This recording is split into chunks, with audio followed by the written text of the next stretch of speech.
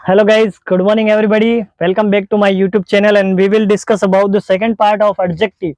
ये second part में लेकर आया हूँ एडजेक्टिव का। फर्स्ट पार्ट हमने कर लिया कंप्लीट, जिसके अंदर आपके पॉजिटिव डिग्री थी, दूसरी आपकी थी सुपरलेटिव और उसमें तीसरी कंपैरेटिव डिग्री थी। मैंने एक पर्सन या वस्तु के लिए बात की थी और मैं बात करूँ कंपैरेटिव की, मैंने 2% के लिए बात की थी। अगर सुपरलेटिव की मैं बात करूँ तो हमने लगभग मोर देन 2% की बात की थी, यानी उसमें 2 से ज्यादा वस्तु या 2 से ज्यादा पर्सन होने चाहिए।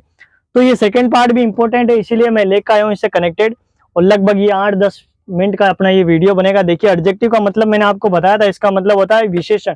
किसी चीज की विशेषता बताना है, किसी चीज को मॉडिफाइड करना, डिस्क्राइब करना या किसी एडिशनल इंफॉर्मेशन को बताना कौन करता है? एडजेक्टिव करता है आपके। यानी कोई वस्तु कैसी है इसके बारे में इंफॉर्मेशन देता है। ये इसके बारे में क्या इंफॉर्मेशन देता है? कोई वस्तु कैसी है उसके बारे में इंफॉर्मेशन देता है।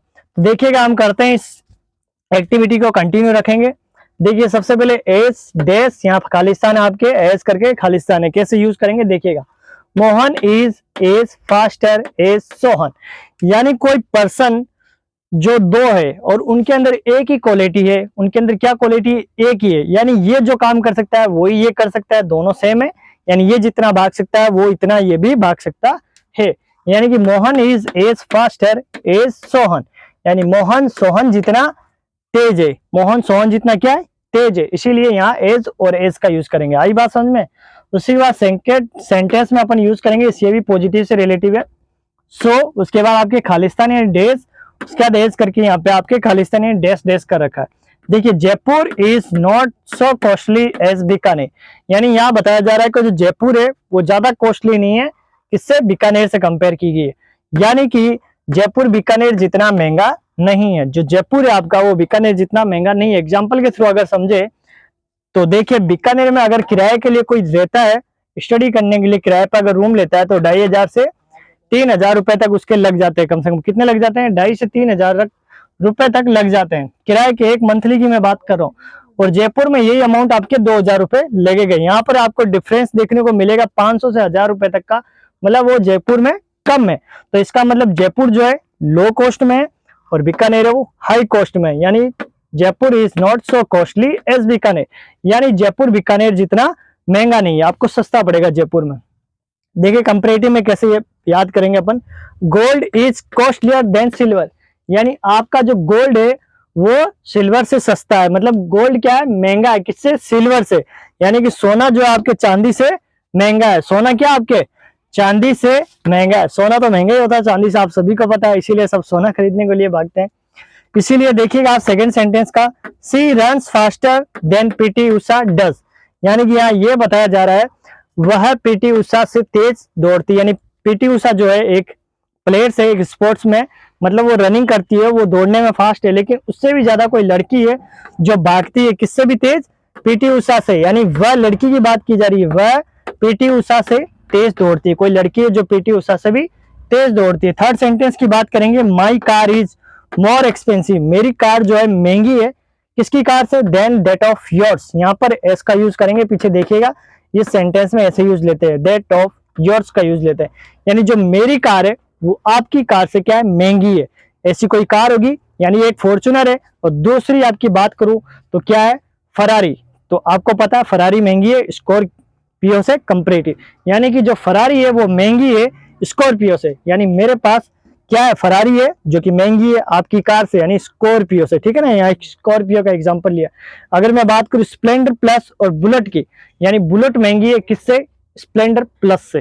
ठीक है ना, तो my bullet is more expensive than that of yours, यानी मेरी बुलेट महंगी है आपकी स्प्लेंडर प्लस से। देखिए गाइस, ये सेंटेंस से कुछ लेकर आया हूं, ये आपके कॉम्पिटिटिव ग्रामर से रिलेटिव है। इसके थ्रू आपके सेंटेंस जो है कॉम्पिटिशन एग्जाम में गिर सकते हैं।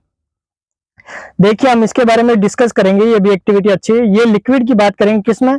लिटिल, अ लिटिल और द लिटिल की मैं बात कर रहा हूँ। ये एक लिक्विड फॉर्म में होता है। जैसे आपके कोई लिक्विड में कोई वाटर हो गया, आपके जूस हो गया, कोई कोल्ड ड्रिंक होगी, वो लिक्विड में होना चाहिए। उसके लिए हम लिटिल, अ लिटिल और इनका यूज करेंगे। और मैं बात करूं फ्यू, अ फ्यू और द फ्यू की, तो ये आपके काउंटेबल, जिन्हें हम गिन सकते हैं आसानी से। कोई अमाउंट यानी मनी का जो अमाउंट होगा, या कोई प्ले यानी कंचे की कोई अमाउंट होगा, या किसी स्टोन यानी पत्थर को हम गिन सकते हैं, जिन्हें हम गिन सकते हैं आसानी से, उनके लिए हम फ्यू का यूज करेंगे, यानी वो काउंटेबल होना चाहिए। उसी के बाद हम बात करेंगे, देखिए सेंटेंस में इनका कैसे यूज करेंगे। सबसे पहले फ्यू का यूज ले लेते हैं हम इसमें। देयर आर फ्यू स्टूडेंट, यानी कि बताया जा रहा है अगर आपकी क्लास में 100 स्टूडेंट है और उसमें सिर्फ 2 स्टूडेंट आए हुए हैं, तो ये आपका नेगेटिव सेंस बता रहा है, यानी नेगेटिव शो कर रहा है। तो today there are few students, यानी कि 2 स्टूडेंट है आज, ठीक है ना। आज कितने स्टूडेंट है? 2 स्टूडेंट, 2 स्टूडेंट के लिए। उसी के बाद आ फ्यू का कैसे यूज करेंगे, देखिए today there are few students, यानी कि आपके क्लास में कितने स्टूडेंट हो सकते हैं? 40 आउट ऑफ 100, यानी 100 में से 40 स्टूडेंट आपकी क्लास में आ रखे हैं, तो ठीक है ये स्थिति। उसके बाद थर्ड का देखिए द फ्यू का यूज करेंगे। Today there are the few students, यानी कि द फ्यू का यूज किया गया, द फ्यू का, यानी कि 80 स्टूडेंट आउट ऑफ 100, यानी कि 100 में से आपकी क्लास में कितने स्टूडेंट आ रखे हैं? 80 स्टूडेंट आ रखे। ये तो आपका एक अच्छा सेंस शो करता है। उसी के बाद लिटिल, अ लिटिल और द लिटिल का यूज करेंगे। ही इज लिटिल होप, यानी वह एक आशा है। ये नेगेटिव शो करता है, यानी ना के बराबर हम कह सकते हैं, उसके लिए यूज किया जाएगा कि उससे तो आशा हो ही नहीं सकती। ही इज लिटिल होप, उससे कोई आशा भी नहीं हो सकती यार, ऐसा कुछ इसमें नेगेटिव शो किया जा रहा है, यानी वह छोटी आशा है, उसमें कुछ इतना होप नहीं है। उसके बाद देखिए आ फ्यू का यूज करेंगे। कैसे करेंगे? आ लिटिल का, he is a little hope, यानी वे एक छोटी सी आशा है। यहाँ पर 50% ये पता चल रहा है कि वो कुछ ना कुछ हमारी मदद कर सकता है, उस पर हमारी कुछ आशा है कि वो कर तो सकता है, लेकिन 50% है, ठीक है ना।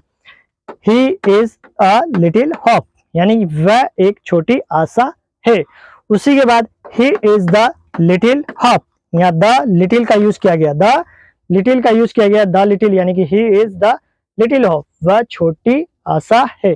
यहाँ पर पॉजिटिव सेंस आपको शो करेगा, क्योंकि उसने कई बार आपकी मदद की होगी और आपको ये लगता है कि इस बार भी आप जाओगे तो वो कंप्लीटली आपकी मदद जरूर करेगा, यानी कि पूरी आपको आशा है उस पर कि वो आपकी मदद करेगा। यानी he is the little hope, यानी कि he is the little hope, वह छोटी सी आशा है, लेकिन हो सकती है वो कंप्लीट भी कर दे।